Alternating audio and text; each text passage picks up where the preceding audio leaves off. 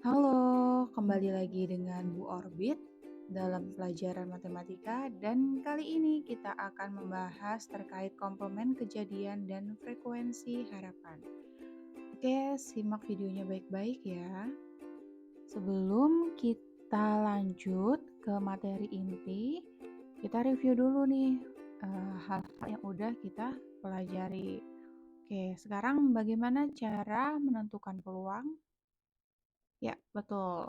Cara menentukan peluang adalah dengan membagi kejadian yang diharapkan dengan banyaknya ruang sampel. Lalu, berapa kisaran nilai peluang? Ya, betul sekali. Peluang berada di kisaran 0 hingga 1. Dan satu lagi nih, apa itu harapan?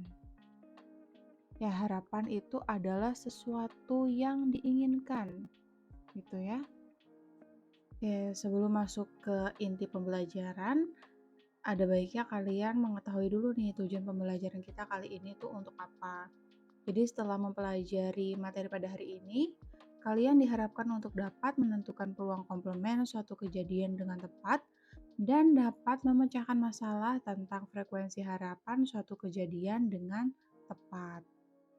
Oke, berkaitan dengan harapan gitu dalam hidup, siapa yang tidak pernah punya harapan?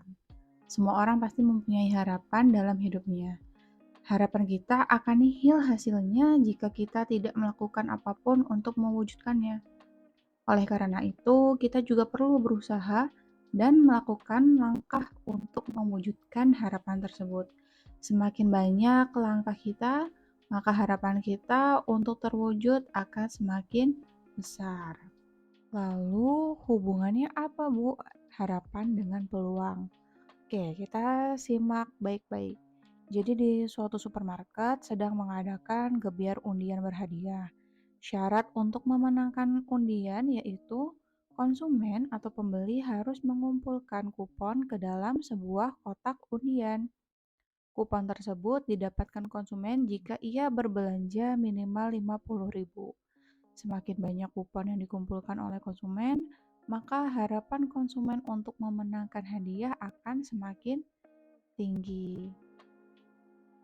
Baik, sebelum kita masuk ke dalam materi frekuensi harapan, kita bahas dulu terkait peluang komplement. Jadi, komplement kejadian A adalah himpunan semua kejadian bukan A atau bukan kejadian A. Notasi dari kejadian komplement itu adalah A, kemudian ada tanda petiknya satu dibacanya A komplement. Kemudian, peluang dari suatu kejadian dan komplemennya selalu berjumlah satu. Atau sebuah kejadian itu bisa saja terjadi atau tidak terjadi. Jadi notasinya akan seperti ini. Peluang A ditambah peluang A komplement akan sama dengan satu. Kemudian untuk mencari peluang A komplement atau peluang komplemennya itu sama dengan satu dikurang peluang kejadian A. Misalnya, A adalah kejadian yang berhasil dengan peluangnya 0,64. Maka peluang kejadian yang gagalnya ini kita bisa gunakan rumus dari peluang komplement, yaitu peluang A komplement sama dengan 1 dikurang peluang A sama dengan 1 dikurang 0,64 sama dengan 0,36.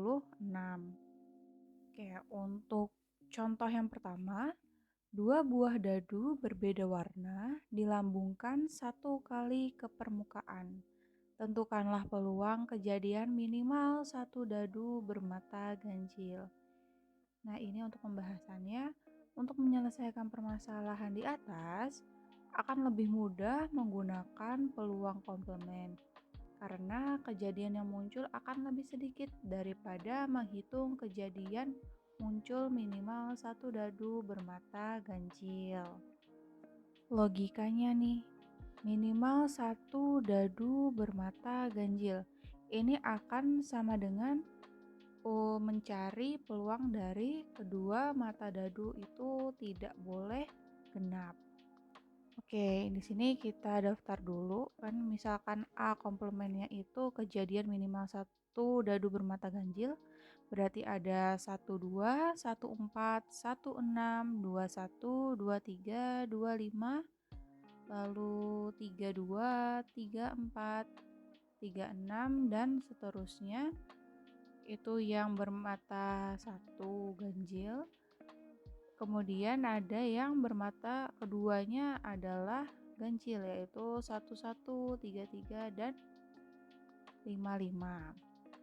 Nah, setelah mendaftar seperti ini, diperoleh bahwa tidak ada nih dua mata dadu yang genap. Sehingga artinya akan sama saja. Kalau minimal satu dadu bermata ganjil, ini akan sama dengan kedua mata dadunya itu tidak boleh genap.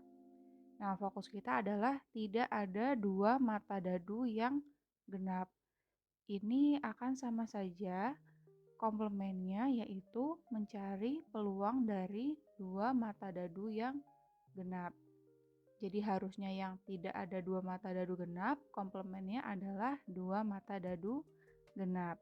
Kita daftar dulu nih, dua mata dadu yang genap. Ternyata ada 22, 44, dan 66. Peluangnya yaitu banyak kejadian dua mata dadu genap dibagi dengan banyaknya ruang sampel, sama dengan 3/36.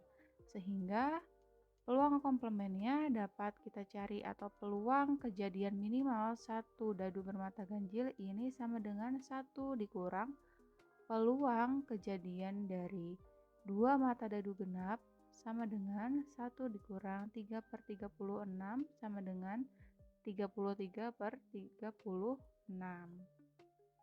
Selanjutnya terkait frekuensi harapan. Jadi frekuensi harapan yaitu banyak kejadian yang diharapkan dapat terjadi pada sebuah percobaan.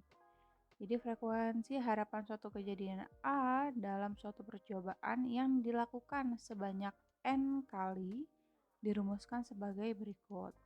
Di frekuensi harapan, H-nya ini H kecil, frekuensi harapan kejadian A sama dengan N dikali peluang A. N-nya adalah banyak percobaan. Untuk lebih jelasnya, ini ada contohnya. Satu buah dadu dilantunkan atau dilambungkan sebanyak 300 kali. Selama pelantunan tersebut, berapa kali diharapkan muncul mata dadu 5? Jadi maksud dari soal ini, setelah melakukan percobaan 300 kali ini, munculnya mata dadu 5 itu ada berapa? Gitu. Jadi pembahasannya diketahui ruang sampel satu dadu itu kan ada 6. Misalkan A-nya ini adalah kejadian munculnya mata dadu 5, artinya banyaknya A itu hanya 1. Lalu banyaknya pelemparan atau banyaknya percobaan adalah 300 kali. Yang ditanya adalah frekuensi harapan muncul mata dadu 5 dalam 300 kali pelemparan. Oke, jadi kita tulis dulu rumusnya. Frekuensi harapan A sama dengan N dikali peluang A. Nah, di sini kan kita belum mengetahui nih peluang dari A-nya itu berapa. Jadi kita cari dulu peluang dari kejadian A atau peluang dari kejadian munculnya mata dadu 5. Peluang A ini sama dengan NA per NS. NA-nya adalah 1 dan NS-nya adalah 6. Sehingga diperoleh peluang kejadian A sama dengan 1/6. Kemudian kita substitusikan ke dalam rumus frekuensi harapan, yaitu N-nya adalah 300, jadi 300 dikali peluang A-nya adalah 1/6. 300 dikali 1/6 sama dengan 50. Jadi, kesimpulannya dalam 300 lemparan, mata dadu 5 akan muncul sebanyak 50 kali. Contoh lainnya, saat ajang kejuaraan bulu tangkis, peluang satu perwakilan untuk menang adalah 0,80. Jika jumlah perwakilan ada 25 perwakilan, jadi ini diibaratkan misalkan Indonesia mengirimkan 25 perwakilan, maka tentukan banyaknya perwakilan yang akan memenangkan pertandingan. Jadi permasalahan ini erat kaitannya dengan frekuensi harapan. Kita misalkan dulu nih, misalkan A-nya ini adalah kejadian perwakilan memenangkan pertandingan. Sehingga peluang kejadian A-nya ini adalah 0,80. Banyaknya perwakilan ada 25 perwakilan. Yang ditanya, banyak perwakilan yang akan menang. Langsung saja kita pakai rumus dari frekuensi harapan. Frekuensi harapan kejadian A sama dengan banyaknya perwakilan dikali peluang kejadian A. Itu sama dengan 25 dikali dengan 0,80. Ini sama dengan 20. Jadi, banyaknya perwakilan yang akan menang diharapkan itu ada 20 perwakilan.